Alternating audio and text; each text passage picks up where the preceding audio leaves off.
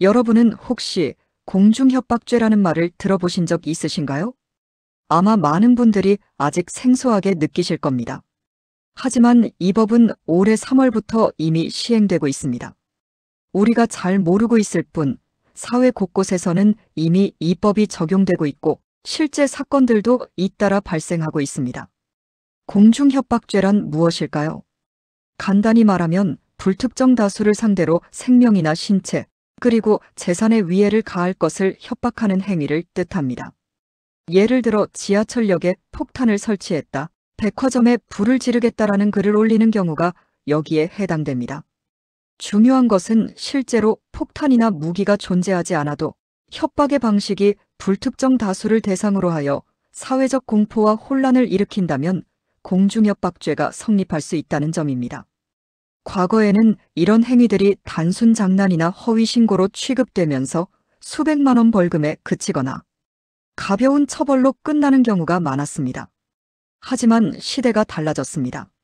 한 줄의 글, 한 통의 이메일, 한 번의 댓글이 사회 전체를 멈추게 하고 경찰 특공대와 소방대가 투입되며 수천 명이 대피하는 사태가 벌어지기도 합니다.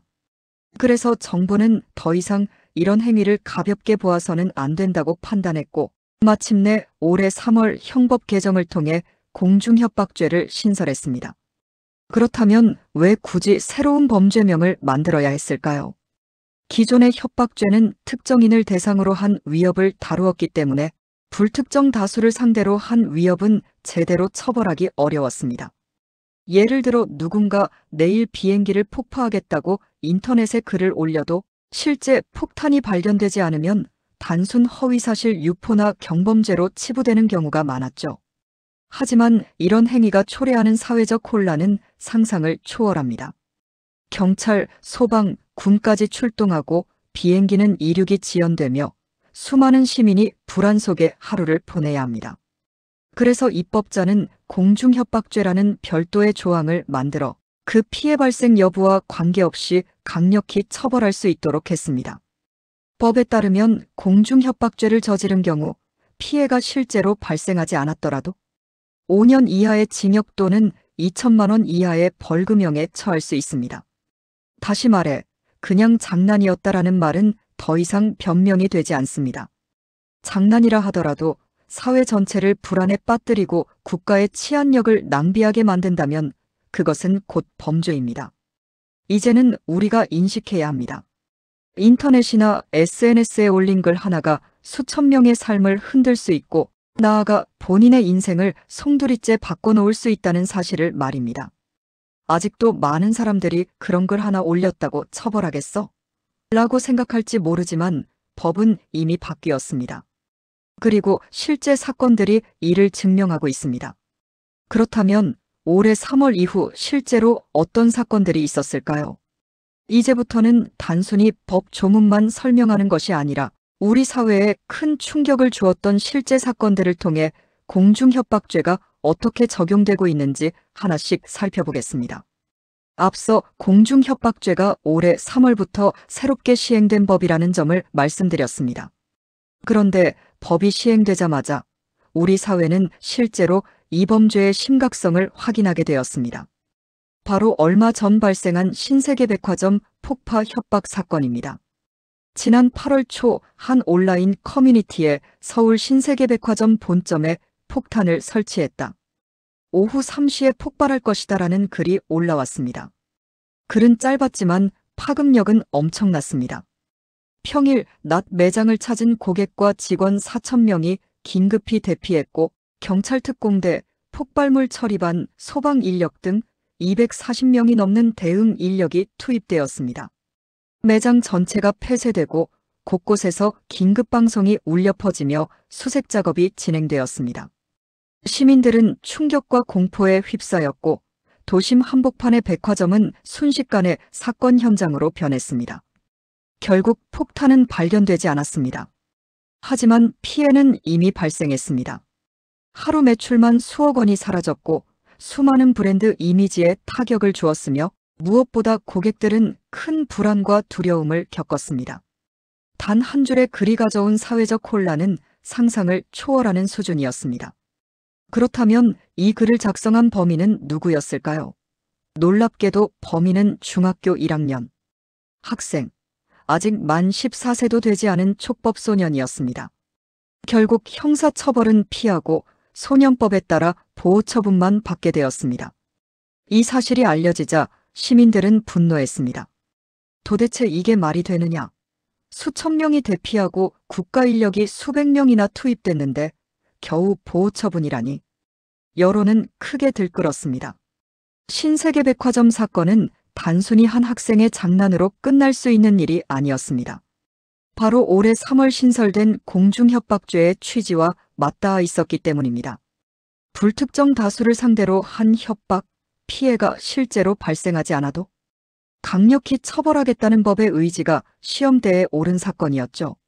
하지만 범인이 촉법소년이라는 이유로 처벌이 제한되자 오히려 법의 한계를 드러내는 사례가 되어버렸습니다.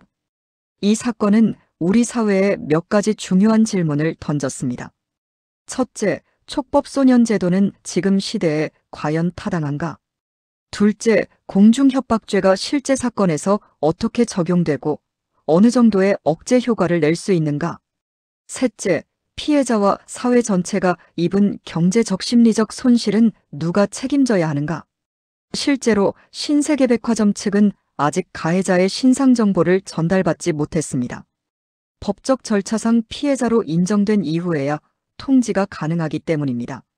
하지만 이미 수억 원의 매출 손실이 발생했고 직원과 고객의 안전이 위협당한 상황에서 기업과 시민은 허탈감을 느낄 수밖에 없었습니다. 이 사건은 공중협박죄가 단순히 처벌 수위 강화에 그쳐서는 안 된다는 점을 보여줍니다. 협박을 실행한 주체가 미성년자일 경우 형사처벌을 회피할 수 있는 허점이 존재하고 그로 인해 사회적 혼란은 고스란히 시민과 기업이 떠안게 되기 때문입니다. 결국 신세계백화점 사건은 법의 필요성을 각인시켜준 동시에 법제도 보완의 필요성까지 드러낸 대표적 사례로 기록될 것입니다. 그리고 이 사건은 시작에 불과했습니다. 신세계백화점 사건을 전후로 전국 곳곳에서 공중협박 사건이 연달아 발생했습니다.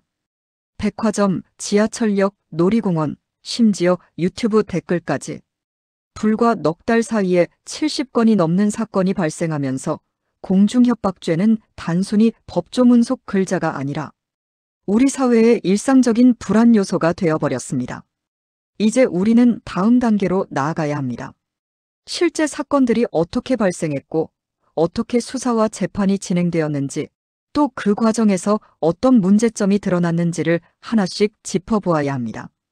그것이야말로 공중협박죄의 실체를 이해하고 앞으로 나아갈 방향을 고민하는 데 필요한 과정일 것입니다. 신세계백화점 사건이 사회에 큰 충격을 던졌다면 그 이후 벌어진 일련의 사건들은 우리에게 더 큰 불안을 안겨주었습니다. 단발적인 사건이 아니라 전국적으로 공중협박이 연쇄적으로 터져나오기 시작한 것입니다. 올해 3월법 시행 이후 넉 달 사이 무려 72건의 공중협박 사건이 발생했습니다. 이틀에 한 번꼴로 허위 폭탄 협박이나 살해 예고, 글이 올라온 셈입니다.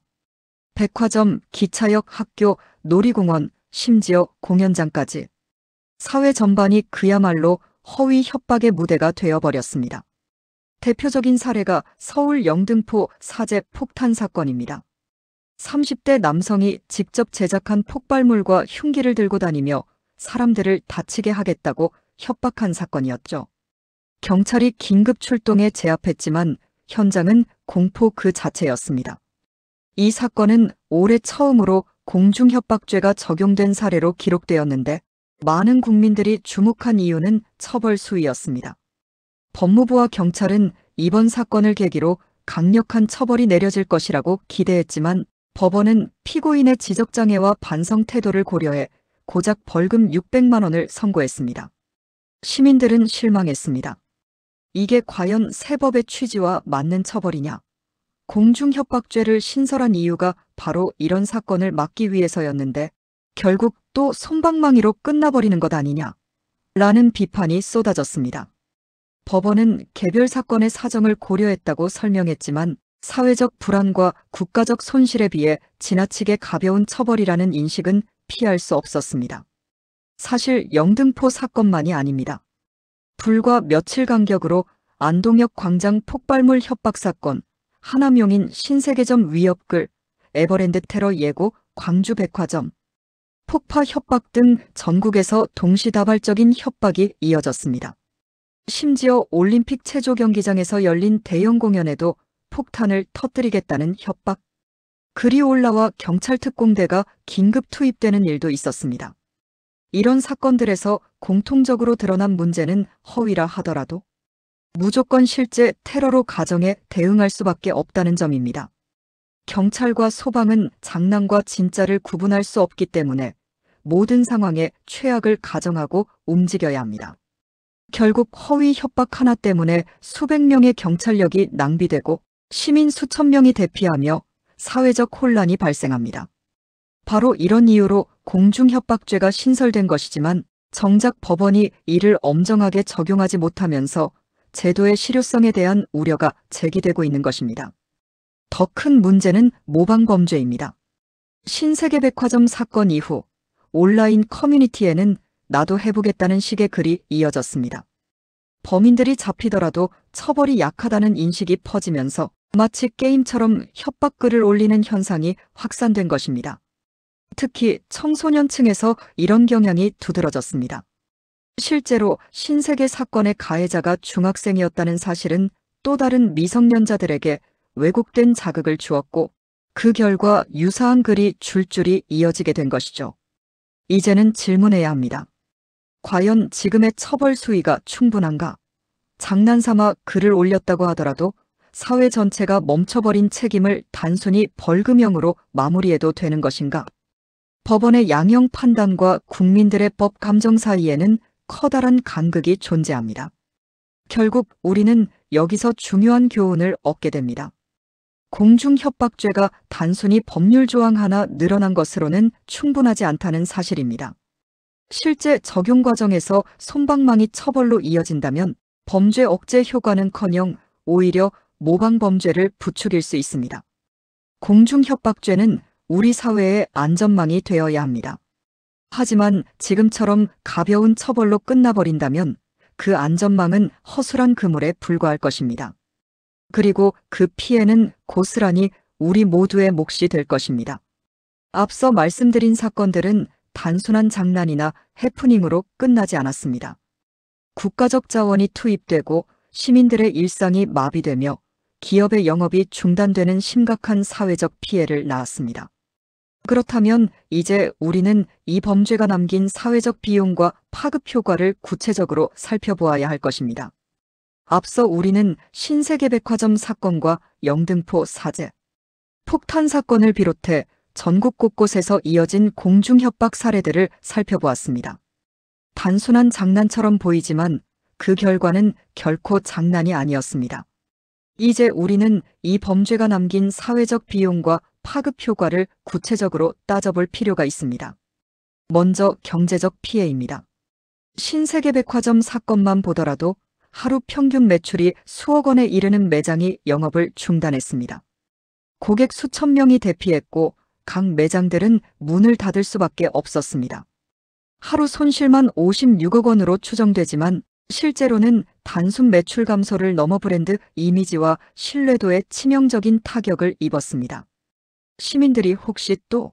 라는 불안을 느낀다면 이는 장기적인 매출 감소로 이어질 수 있습니다. 즉, 단순한 허위 협박 하나가 기업의 수익 구조와 지역, 경제 전체에 부정적 파급 효과를 미칠 수 있는 것입니다. 다음은 국가적 자원 낭비입니다. 폭탄 협박이 들어오면 경찰은 특공대를 투입하고 소방은 구조대를 출동시킵니다. 실제로 신세계 사건 당시 경찰 특공대와 폭발물 처리반, 소방대원 등 약 240명이 투입되었습니다. 출동 차량, 장비, 인력까지 모두 소모되었고 그 시간 동안 다른 사건 사고에 대응할 수 있는 여력은 줄어들었습니다. 한 건의 허위 협박으로 국가적 치안 역량이 심각하게 낭비된 것입니다. 또 다른 중요한 피해는 심리적 불안입니다. 대피 과정에서 어린아이들이 울고 노약자들이 긴급히 이동하다 다칠 뻔한 사례도 있었습니다. 언제, 어디서 폭탄이 터질지 모른다는 공포는 단순히 현장에 있던 사람들에게만 머무르지 않습니다. 언론 보도를 통해 전국으로 확산되며 시민 전체가 불안 속에 살아가게 만듭니다. 특히 최근 들어 이런 사건이 연이어 발생하다 보니 오늘은 또 어디서 협박이 나올까? 라는 불신이 사회 전반에 퍼지고 있습니다. 이처럼 경제 적사회적 피해가 막대함에도 불구하고 실제 처벌은 여전히 미흡하다는 지적이 많습니다. 앞서 말씀드린 영등포 사건의 600만 원, 벌금형, 신세계백화점 사건의 촉법소년 처분은 법의 한계를 드러낸 사례였습니다. 그렇다면 형사처벌만으로 충분할까요? 답은 아니오입니다. 여기서 중요한 개념이 바로 민사적 책임입니다. 단순히 형사법원에서 형량을 선고하는 것을 넘어 경찰력 투입 비용과 기업의 영업, 손실, 시민들의 심리적 피해까지 가해자에게 책임을 물리자는 것이죠. 실제로 서울 신림역에서 살인 예고 글을 올린 사람이 경찰에 의해 검거된 뒤 경찰은 4,370만 원의 비용을 청구했습니다. 수사와 대응에 들어간 비용을 그대로 부담시키겠다는 것입니다. 이런 사례는 앞으로 공중협박죄에도 확대 적용될 수 있습니다. 신세계백화점 사건 역시 매출 손실과 영업방해에 대한 민사소송이 제기될 가능성이 높습니다. 하지만 민사적 책임만으로도 충분하지 않습니다. 청소년, 특히 촉법소년이 범죄를 저지른 경우 법의 사각지대가 발생합니다. 형사처벌은 어렵고 보호처분으로 끝나버리니 사실상 아무런 억제 효과가 없는 셈입니다. 그래서 학계와 법조계에서는 촉법소년 연령을 조정하거나 공중협박죄와 같은 특정 범죄에 대해서는 예외적으로 형사처벌을 가능하게 해야 한다는 목소리가 커지고 있습니다. 또한 제도적 보완도 시급합니다. 전문가들은 인공지능을 활용해 위협의 신뢰도와 위험도를 자동 평가하는 시스템을 도입해야 한다고 제안합니다. 글이 게시된 경로, 작성자의 이력, 협박의 구체성 등을 분석해 허위 가능성이 높을 경우 경찰력이 과도하게 낭비되지 않도록 하는 방식입니다. 동시에 설사 허위라고 하더라도 협박 자체가 불법이라는 점을 분명히 알리고 엄정한 대응을 지속해야 합니다. 결국 공중협박죄는 단순히 법률의 문제가 아니라 우리 사회 전체의 안전 문화와 직결된 문제입니다. 허위 협박이 장난처럼 여겨지는 한 피해는 반복될 수밖에 없습니다. 경제적 손실, 심리적 불안, 국가적 자원 낭비. 이 모든 것은 범죄자가 아닌 우리 모두가 떠안게 되는 부담입니다. 이제 우리는 질문해야 합니다. 이 범죄를 어떻게 막을 것인가? 법과 제도는 무엇을 더 보완해야 하는가? 형사처벌의 강화, 민사적 손해배상 책임, 청소년 범죄제도 개선, 그리고 첨단 기술을 활용한 대응체계. 이 모든 요소들이 함께 어우러져야만 공중협박죄가 실효성을 갖고 사회를 지켜낼 수 있을 것입니다. 그리고 여기서 중요한 점은 아직 많은 시민들이 이런 법이 있다는 사실조차 잘 모른다는 것입니다. 올해 3월부터 시행된 공중협박죄, 이제는 사회 전반에 제대로 알려야 할 때입니다. 공중협박은 단순한 장난이 아니라 사회 전체를 위협하는 중대한 범죄라는 사실을 국민 모두가 인식해야만 우리는 이 범죄로부터 안전해질 수 있습니다. 이제 다음으로 우리는 앞으로 이 범죄를 어떻게 예방하고 더 강력하게 대응해야 할지, 즉 미래 대응 체계에 대해 살펴보아야 합니다. 앞서 우리는 공중협박죄의 정의와 배경, 실제 사건, 솜방망이 처벌 논란, 그리고 사회적 비용까지 하나하나 살펴보았습니다. 이제 마지막으로 중요한 질문에 답해야 합니다. 앞으로 우리는 이 범죄를 어떻게 막아낼 수 있을까요? 첫째, 형사처벌의 실효성 강화가 필요합니다. 공중협박죄는 올해 3월 신설되어 최대 5년 이하 징역 2천만 원 이하 벌금이라는 비교적 강한 처벌 조항을 두고 있습니다. 하지만 실제 적용 사례를 보면 여전히 가볍게 끝나는 경우가 많습니다. 영등포 사제 폭탄 사건의 600만 원 벌금형은 대표적인 예입니다. 법이 제대로 기능하기 위해서는 판결이 법의 취지에 맞게 내려져야 합니다. 단순히 피고인의 사정을 참작하는 수준을 넘어서 사회 전체의 불안과 피해를 고려하는 양형 기준이 마련되어야 합니다. 둘째, 민사적 손해배상 책임을 강화해야 합니다. 형사처벌만으로는 부족합니다. 신세계백화점 사건처럼 기업의 매출 손실, 경찰력 투입 비용, 시민들의 심리적 피해는 단순 형량으로 보상될 수 없습니다. 따라서 가해자에게는 실제 발생한 경제적 피해를 금전적으로 배상하도록 하는 민사적 책임이 반드시 뒤따라야 합니다. 앞서 언급한 신림역 사건에서 경찰이 4천만 원이 넘는 비용을 청구한 것처럼 공중협박죄에도 이런 선례가 확대 적용되어야 합니다. 그래야만 범죄 억제 효과가 실질적으로 나타날 수 있습니다. 셋째, 청소년 범죄에 대한 대응체계 보완입니다. 신세계백화점 사건의 범인이 중학교 1학년 촉법소년이었다는 사실은 우리 사회에 큰 충격을 주었습니다. 결국 형사처벌은 불가능했고 보호처분에 그쳤습니다. 그러나 사회적 피해는 엄청났습니다. 앞으로는 촉법소년 제도를 재검토하거나 공중협박과 같은 중대범죄에 대해서는 예외적으로 형사처벌을 가능하게 해야 한다는 논의가 필요합니다. 청소년이라고 해서 면죄부를 줄 수는 없습니다. 오히려 장난처럼 따라하다가 심각한 범죄로 이어질 수 있기 때문에 청소년 대상 범죄 예방 교육과 함께 법적 책임 강화가 병행되어야 합니다. 넷째, 첨단 기술을 활용한 대응 시스템입니다. 전문가들은 인공지능을 활용한 위협 분석 시스템 도입을 제안하고 있습니다. 게시글의 출처, 작성자의 패턴, 내용의 구체성을 분석해 위험도를 분류하고 경찰 대응의 우선순위를 설정하는 방식입니다. 이렇게 되면 허위 협박으로 인한 과도한 자원 낭비를 줄일 수 있고 동시에 실제 테러 위협에 더 신속하게 대응할 수 있습니다. 물론 기술적 보완과 법적 정비가 필요하지만 장기적으로는 반드시 가야 할 길입니다. 다섯째, 시민 안전문화 확산입니다. 법과 제도만으로는 한계가 있습니다. 사회 전체가 허위 협박의 심각성을 인식하고 장난이 아니다라는 공감대를 형성해야 합니다. 시민들이 협박글을 목격했을 때 즉시 신고하고 설마라는 방심 대신 혹시라는 경각심을 갖는 것이 중요합니다.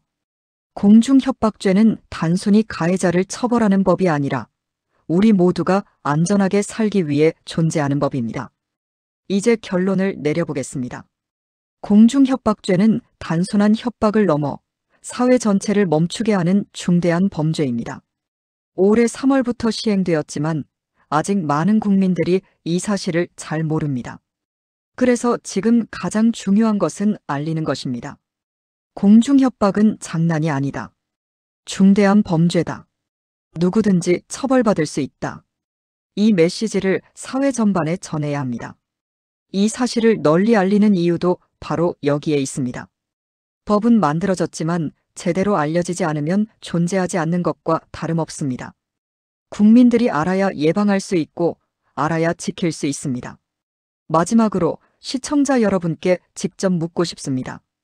만약 여러분 주변에서 이런 범죄를 목격한다면 여러분은 어떻게 행동하시겠습니까? 그냥 지나칠 것입니까? 아니면 즉시 신고하시겠습니까? 우리의 작은 행동 하나가 수천 명의 안전을 지킬 수 있습니다. 그리고 그것이 바로 공중협박죄가 만들어진 이유입니다. 공중협박은 결코 장난이 아닙니다. 우리의 일상을 무너뜨리고 사회 전체를 위협하는 심각한 범죄입니다. 올해 3월부터는 법이 달라졌습니다. 이제는 우리 모두가 이 사실을 알고 함께 대응해야 할 때입니다. 공중협박은 결코 장난이 아닙니다. 올해 3월부터는 법으로 강력히 처벌되는 중대한 범죄입니다. 여러분의 작은 글 한 줄, 한순간의 선택이 수천 명의 삶을 뒤흔들 수 있습니다. 우리 사회를 지키는 힘은 바로 여러분의 인식에서 시작됩니다. 오늘 내용이 도움이 되셨다면 구독과 좋아요, 그리고 알림 설정 부탁드립니다. 주변에도 널리 공유해 주신다면 더 많은 사람들이 경각심을 갖게 될 것입니다. 시청해 주셔서 진심으로 감사합니다.